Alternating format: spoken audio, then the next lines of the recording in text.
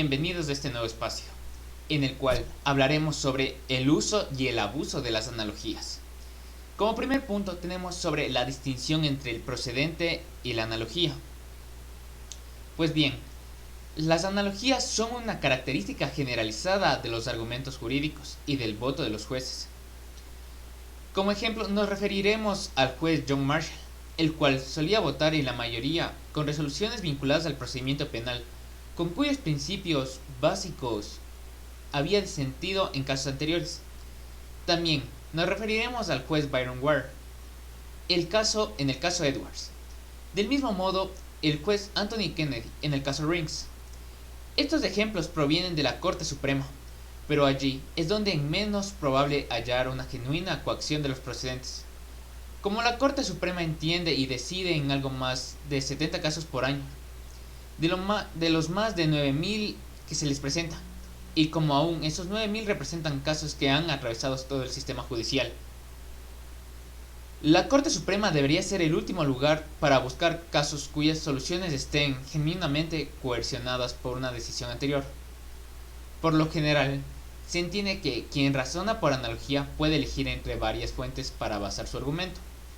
Esa libertad suele faltar cuando se hace presente la coacción genuina de los procedentes. Continuando, el juez Stewart había considerado por más extraña la sugerencia de que hallar otro caso interior le permitiría evitar la obligatoriedad del caso Griswold, así como el juez Ware seguramente habría reunido frente a la idea de sentirse constreñido por el caso Miranda en casos ulteriores. Aunque es verdad que en algunas ocasiones abogados creativos y efectivos pueden persuadir a un tribunal para que vean un caso o una cuestión bajo una luz completamente diferente. Es mucho más frecuente que una decisión anterior acerca de una cuestión X sea tan prominente que al juez le parezca inviable evitar esa decisión, sosteniendo que el caso actual es en realidad acerca de Y, no acerca de X. En el derecho, es con frecuencia tan obvio como indisputable que la decisión que debe tomarse en la actualidad es acerca de la misma cuestión que ha sido planteada y resuelta en una ocasión anterior. Quien hubiera tenido a su cargo en 1991 las decisiones en materia de política exterior podría haber sido capaz, con una probabilidad más o menos equivalente, de trazar una analogía entre Saddam como Hitler. Mientras que en el caso de la analogía, el abogado o el juez busca una ayuda para llegar a la mejor decisión. En el caso del precedente, el efecto es justo el opuesto, cuando existe una semejanza inevitable entre el caso fuente y el caso destino, cuando se exija al juez por la coacción de los procedentes verticales, o el stare decisis que resuelva el caso actual del mismo modo que fue resuelto en el caso anterior. Él estará constreñido a llegar a una solución que muchas veces considerará insuficiente. Mientras que, en el caso de la analogía, un abogado o un juez busca un caso fuente como ayuda para construir el mejor argumento, o tomar la decisión actual. En el caso del procedente genuino, el juez estará compelido a tomar una decisión que tal vez considere equivocada. La analogía es enormemente importante para el derecho y los buenos abogados, y los jueces saben cómo usarla de manera efectiva, pero también entiende que los procedentes a veces le pueden obligar y que debe usar una analogía de manera efectiva y reconocer la coacción de los procedentes. Difícilmente sean los mismos. Como segundo punto tenemos sobre la determinación de la semejanza. El que los argumentos por analogía sean distintos de los procedentes coactivos no implica que los razonamientos por analogía no resulten importantes para el derecho. Y aunque puede ser que el uso de las analogías en los argumentos jurídicos no presente diferencias fundamentales con las analogías que usamos en nuestra vida diaria, y aunque el razonamiento analógico pueda ser tan ubicuo fuera del derecho como dentro de sus confines, las analogías siguen siendo tan comunes en el derecho que es importante examinar con más cuidado la estructura de esta forma generalizada de argumento jurídico. La clave de un argumento analógico es la afirmación de que un acto o evento o cosa que consideremos ahora similar a algo que hemos considerado con anterioridad.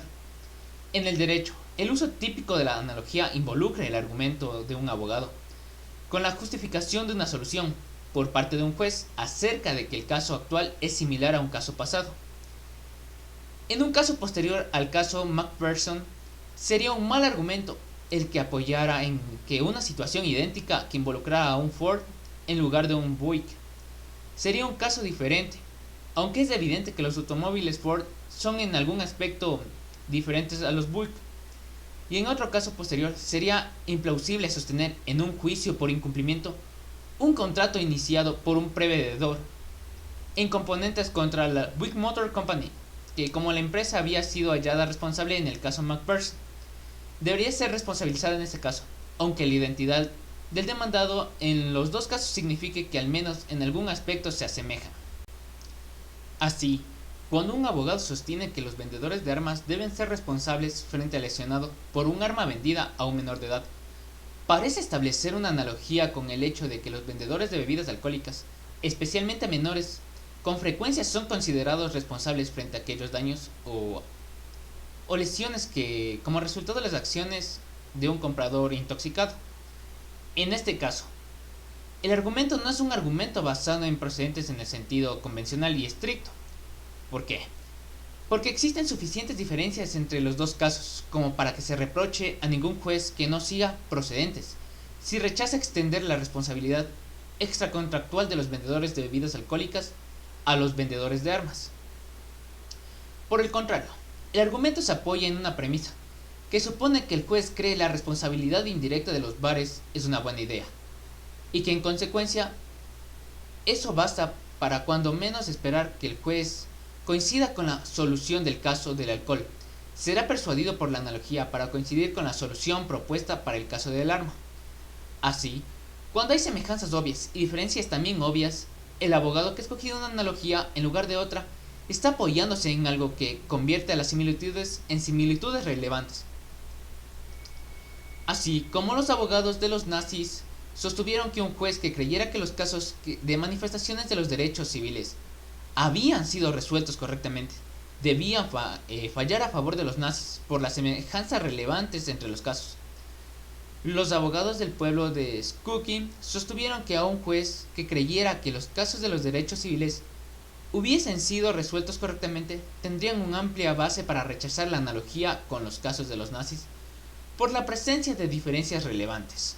Como en el argumento del caso Skokie y como en otros innumerables casos, los argumentos por analogía en el derecho incluyen argumentos acerca de qué semejanzas y qué diferencias son o deberían ser jurídicamente relevantes. Como respuesta, los abogados de Skokie sostendrían que, en el caso nazi, pero no en los demás derechos civiles, los manifestantes intentaban causar un perjuicio emocional a los observadores de la marcha, y por eso, los casos eran diferentes de manera relevante.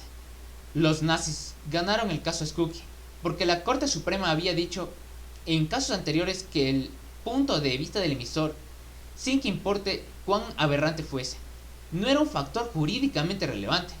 Y en cuanto más queda abierta la cuestión sobre la semejanza y diferencia jurídica, más se acerca al argumento jurídico por analogía a los argumentos analógicos, estos utilizados en la vida cotidiana. Si los casos de derechos civiles hubieran sido resueltos con un enunciado menos explícito acerca de cuáles fueron los factores relevantes y cuáles no, si esos casos hubiesen sido resueltos por el tribunal de otra jurisdicción y no por la Corte Suprema, la cuestión, como la mayor parte de las cuestiones que se vinculan con analogías en disputa, habría sido decidida por la determinación de cuál de las analogías les parecía más persuasiva al juez que entendía el caso. Como tercer punto tenemos el desafío escéptico. Aunque los abogados y los jueces usan las analogías todo el tiempo, y aunque el razonamiento jurídico analógico ha sido analizado, explicado y celebrado en un gran número de libros y artículos, existe un desafío importante que requiere ser considerado. El desafío no niega que existe el razonamiento analógico, ni que esté ampliamente difundido en la argumentación y la toma de decisiones jurídicas. Lo que niega es que sea muy importante diferenciar el razonamiento analógico de otros modos de tomar las decisiones de acuerdo con las reglas o políticas. Considérese una vez más la analogía entre la responsabilidad de las licorerías frente a las víctimas del uso ilegal o negligencia de las bebidas alcohólicas y de la armería frente a las víctimas del uso ilegal o negligente de las armas. De acuerdo con los escépticos, se deriva de la determinación de la relevancia, que puede hallarse en uno de estos lugares. Como la Corte Suprema lo dijo de manera tan explícita, existía una regla que hizo que el rechazo moral contra el partido nazi norteamericano se tomase jurídicamente irrelevante. Y otra regla que consideró también jurídicamente irrelevante es la probabilidad de una reacción por parte del público hostil.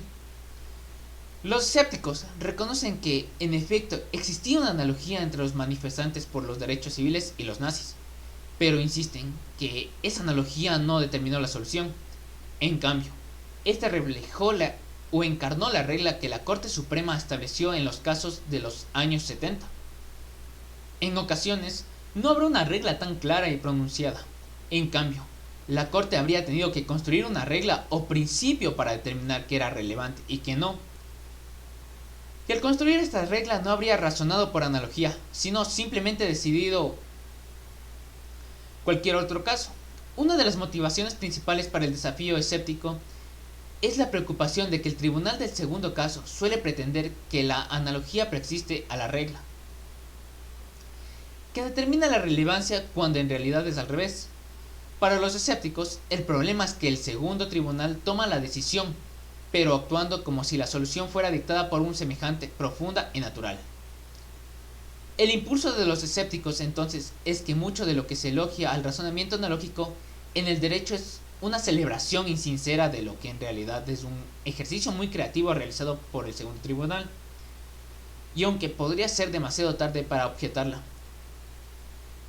tan extendida no lo sería para reprochar el uso insincero del lenguaje de la analogía, para evitar la admisión de lo que es en verdad el establecimiento de la relevancia, y disimular la elección creativa del segundo tribunal con el lenguaje de la compulsión aparente. Se ha respondido a los escépticos de muchas maneras. Se afirma que el establecer una analogía no es solo otro proceso deductivo, una mera cuestión de aplicar una regla preexistente o un nuevo proceso deductivo. La capacidad de ir desde un particular a otro sin la existencia de una generalización que los una de una forma común de razonamiento humano, y no debería sorprendernos que existiera también en el derecho.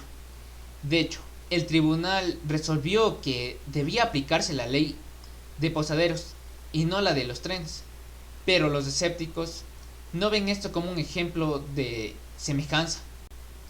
En cambio, se fijó en las dos alternativas y simplemente vio más semejanzas en una dirección que en la otra. En teoría, esto podría reducirse a una regla, pero esa regla no existe de manera consistente en la mente de los jueces en el momento en el que identificaron la semejanza. Por eso, de hecho, para los jueces la identificación de semejanza sería una actividad mental primaria, y los no escépticos insisten en que los jueces hicieron algo que la gente hace todo el tiempo, cuando toma decisiones en su ámbito profesional y fuera de él. Como ya desde el propio título, Mental Leaps deja claro uno de los libros principales sobre la analogía. En última instancia, el debate entre los escépticos y los tradicionalistas, si podemos llamarlos así, se resolvería en parte con la asistencia de los científicos cognitivistas, y no solamente por los abogados o filósofos. Con algo general y luego aplica a lo particular, como el desafío escéptico a veces parece sugerir, o si la gente suele comenzar con ideas o intuiciones más particulares. Y esta clase de salto intuitivo y no deliberado de lo particular a lo particular. Es importante identificar a la analogía como la manera en la cual esta clase de pensamiento y razonamiento suele manifestarse en la argumentación jurídica. Pero sí, lo que algunos ven como un salto intuitivo de lo particular a lo no particular, en realidad mediado la construcción de generalización en algún nivel de conciencia. Entonces, mucha de la celebración del razonamiento analógico en el derecho se revelaría como situado sobre un hielo psicológico muy fino. Aun si el desafío escéptico fuese sólido después de un análisis final, no es de desafío frente al hecho del razonamiento por analogía en el derecho. Solo es un desafío frente a la afirmación de que el razonamiento por analogía en el derecho es distinguible de otros. Sin embargo, comprendiendo el debate podremos entender no solo la importancia central de una regla que determine la relevancia en el proceso analógico, sino también la importancia de saber cuándo esa regla es preexistente al establecimiento de la lógica. y cuando, al menos a los ojos de los decisores, no lo es. Como último punto, la analogía y la velocidad de los cambios en el derecho.